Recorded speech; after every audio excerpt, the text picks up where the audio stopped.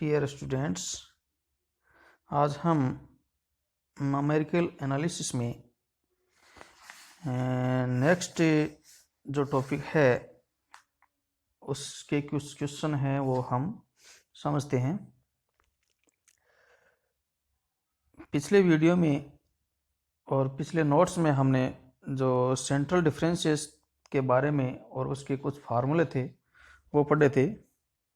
Central differences है जो NA है उसका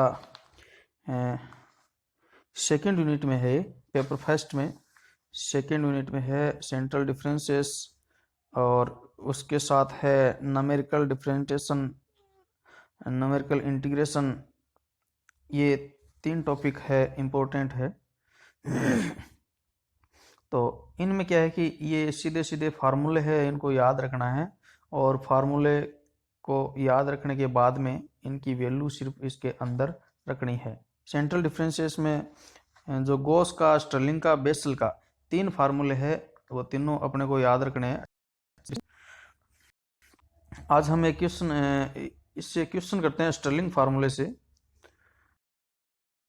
फार्मूला, गॉस फार्मूला और बेसल फार्मूला ये सब सेंट्रल डिफरेंसेस फार्मूले हैं, यानी इसमें केंद्रीय मान को देखा जाता है। पहले सेंटर के जो मान है उनको देखा जाता है। अब जैसे ये क्वेश्चन है, इसमें अपने को y, ये देखो ये मान दिया हुआ है, y25 दिया हुआ है, y35 दिया हुआ है, y40 दिया हुआ है। इसके बीच का जो मान है वो हमने x बराबर 30 को मान लिया, तो ये मूल बिंदु हो गया, बीच का मान हो गया। तो इसके लिए हम इसको मूल बिंदु मानने के बाद में इसमें जो डिफरेंस देख लेते हैं, 5-5 का डिफरेंस है। फिर ये प्रारंभिक वैल्यू है 28, और फिर इससे हम प्रत्येक फार्मूले में u की वैल्यू ज्ञात करते हैं। और u की वैल्यू क्या होती है? x minus x0 upon h होता है। x होता है प्रारंभिक वैल्यू, x0 जो हमने मूल बिंदु लिया है, ये देखो वो जो हमने मूल बिंदु लिया है, और ये इसका डिफरेंस है, तो ये u आ गया 0.4। जैसे ये फार्मूला है स्टर्लिंग फार्मूला, इसमें y बराबर u, ये है y0 plus u upon 2 del y0 minus del y minus 1। इसमें y0 और y माइनस 1 का एवरेज है। फिर u square upon 2 del square y minus 1 है। फिर नेक्स्ट है, इसमें एक पद में u आता है, एक में u स्क्वायर माइनस 1 आता जाएगा हर एक पद में। फिर अगले पद में u का u स्क्वायर हो जाएगा, और नेक्स्ट पद ऐसा कैसा आएगा, फिर अगले में u square minus 1 u square minus 2 हो जाएगा। ठीक है ना, इस प्रकार से ये फार्मूला आगे चलेगा। और इसमें देखो सेकंड पद जो भी है उसका एवरेज लिया गया है, ये सेकंड पद इसका एवरेज है, ये थर्ड को छोड़ दिया, फिर फोर्थ पद का एवरेज लिया गया है। तो ये इसका फार्मूला है। अब हम इसकी डिफरेंस टेबल बनाते हैं। तो वही x0 प्रारंभिक जिसको हमने मूल बिंदु माना है, इसमें u का मान हमेशा 0 आएगा। बाकी जो हमने ज्ञात करना है x बराबर, उसके लिए हमने 30 को मूल बिंदु मान के 20 में से, प्रारंभिक मान में से मूल बिंदु उठा के 0.4 माइनस की वैल्यू हमें प्राप्त हुई। अब हम ये जो मान है देखिए बारी बारी से हम इसमें रख देते हैं। x0, x की जो वैल्यू है हमें 20, 25, 30, 35 ये दी हुई है। इसको हमने मूल बिंदु लिया है, तो इससे कम वाले माइनस में जाएंगे और उससे आगे वाले देखिए प्लस में आएंगे u के मान, क्योंकि 5-5 का डिफरेंस है। -1, -2, -1, 0, और ये वैल्यू हमें दी हुई है y की। y ऑफ u देखिए 49,225, 48,316, 47,236, 45,926, 44,306। अब इसमें जो फार्मूले में हम मान रखते हैं वह देखिए, सबसे पहले u की वैल्यू हमने ऊपर निकाली, u बराबर 0.4। उसके बाद में ये प्रारंभिक वैल्यू है 47,236, ये इसकी प्रारंभिक वैल्यू है 47,236 मूल बिंदु की। ये देखिए 47,236 पहले पद में ये आएगा, 47,236 ये पहले पद में है। दूसरे पद में हम इनका एवरेज लेंगे, तीसरे पद में ये आएगा, और चौथे पद में इनका एवरेज लेंगे, ये ध्यान रखना है। इसका जो पद है वो फर्स्ट, फिर ऊपर और नीचे दोनों 1080 और 1330, फिर ये सिंगल पद आएगा। तो इस प्रकार से देखिए ये 47,236, फिर u जो फार्मूले में है u/2 के बाद में ये दोनों आ गया एवरेज 1330 और -1080, ये देखिए -1080 और 1330। उसके बाद में नेक्स्ट u²/2 होता है, अगले में -230 आएगा, ये -230 आ गया। फिर नेक्स्ट में इन दोनों का एवरेज, ये माइनस का u आएगा, u²/-1/6, ये देखिए u², ये फार्मूला है, ये इन दोनों का एवरेज आएगा। फिर नेक्स्ट में इसका जैसे ये स्क्वायर है तो यहाँ पर भी स्क्वायर होगा, फिर ये ऐसा कैसा आ जाएगा और ये 21 आ जाएगा। ठीक है, तो ये -21 लास्ट का है। फिर आगे अपने को ये सरल करना है। ये काम हम कैलकुलेटर से भी कर सकते हैं, क्योंकि इस पेपर में हम कैलकुलेटर का यूज ले सकते हैं। तो ये गणना करनी है, गणना करना है, ये आएंगे, सबको सरल करेंगे। 47,236 प्लस 478 माइनस 18.4 माइनस 3.8920, और फिर इसको सरल करेंगे तो ये वैल्यू हमें प्राप्त होगी। ये y/28 की वैल्यू हमें प्राप्त हुई है। तो सेंट्रल डिफरेंसेस से हमें y/28 की वैल्यू ज्ञात करनी थी।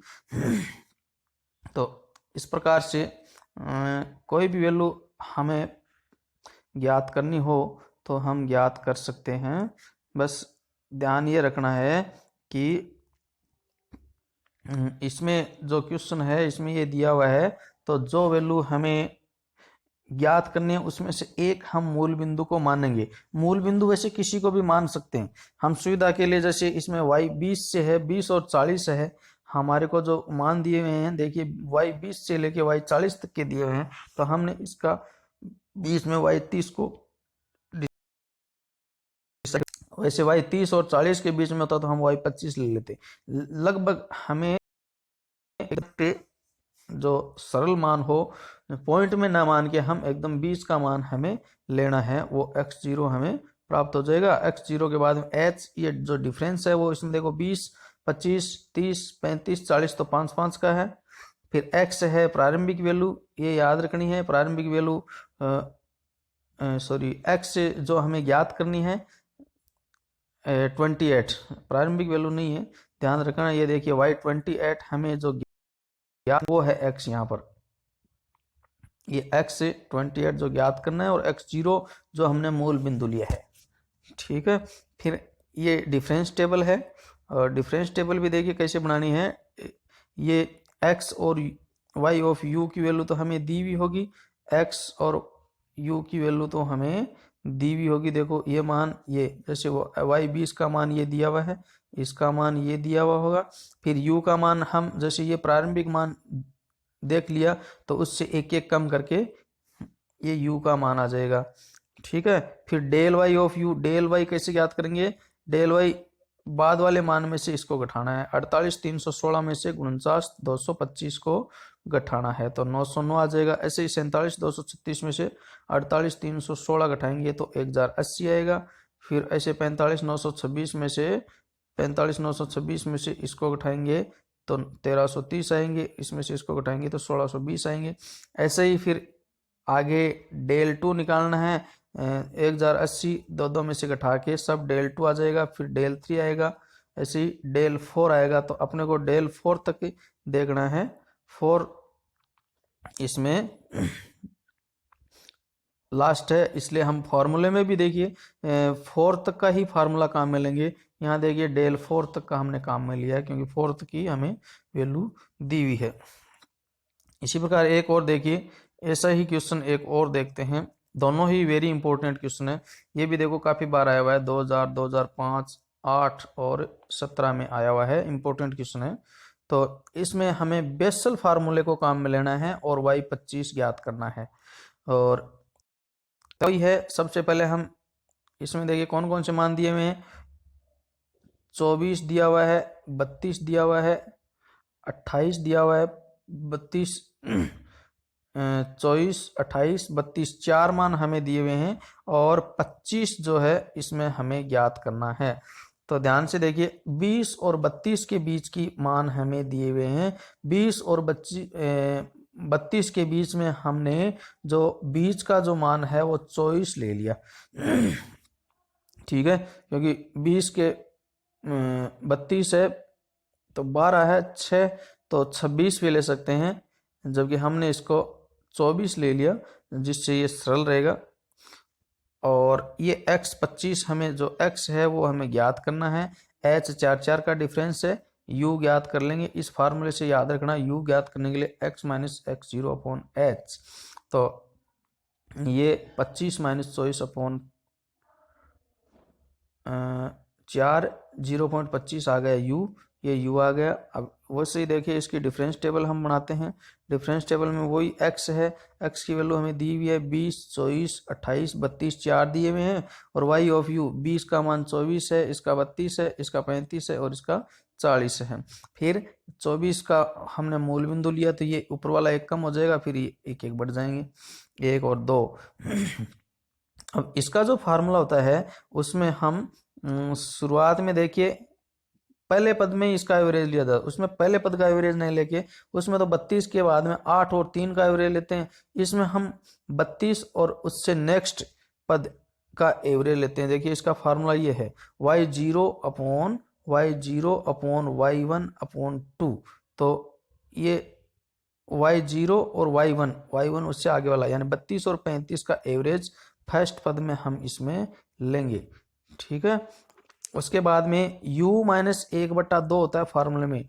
ये देखिए ये जो फार्मूला है इसको देखना थोड़ा, u माइनस 1/2 डेल y0।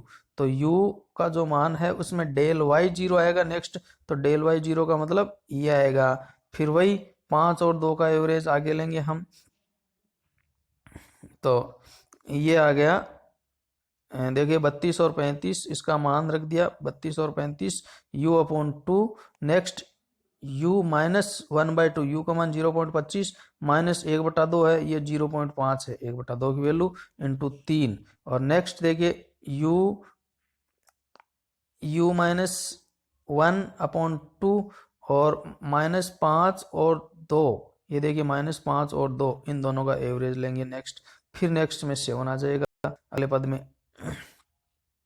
तो ये नेक्स्ट है u minus 1/2 u minus 1 into next upon factorial 3।